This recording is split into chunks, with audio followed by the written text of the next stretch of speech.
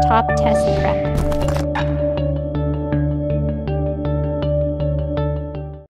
Hi, I'm Dove, Logistics Manager here at Top Test Prep. If you haven't heard already, the SAT will be undergoing major changes starting in 2016. Most of these changes aren't too drastic, but we'll go over all the changes that we know so far. The first change that they will go into effect in 2016 is that you must show work for certain answers. This will just be so that you have the evidence for the answer that you give and they understand how you got to certain answers. The second change that they will be implementing will be that the vocab will be a lot more practical. There won't be as much focus on words that aren't used as much in the workplace or at work, such as, I believe one of the words we came across was jingoism. There will be more focus on words like empirical, which you will come across in college and at work. The third change will be that the math will focus on fewer topics, but you should know these topics a lot more in depth. The fourth change was that calculators will not be permitted for certain sections of the math section.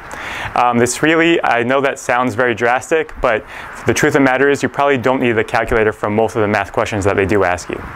The fifth change that will be going into effect is that the passages from the reading passages will be drawn from more widely read documents and speeches, such as the Martin Luther King I Have a Dream speech and the Declaration of Independence. The sixth change is that students won't be penalized for any incorrect answers. This encourages the students to answer every single question that they can on the SAT. Currently, there is a quarter point deduction for every incorrect answer. So starting in 2016, that will not be the case. The seventh change is that the essay is optional. They will be giving you the option, if you do take the essay, of adding, I believe, 50 minutes to the length of the essay. So if you do take it, it will have to be perfect because you're given a large amount of time.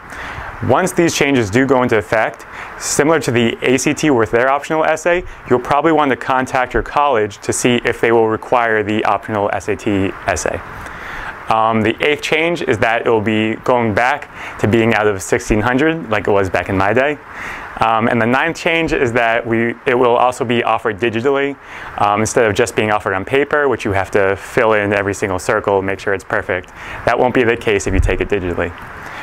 Once we know more information on the changes, we will be supplying you with anything else that we learn from here on out. But the fact of the matter is that we still offer the elite tutoring for SAT prep. So give us a call at 1-800-501-7737.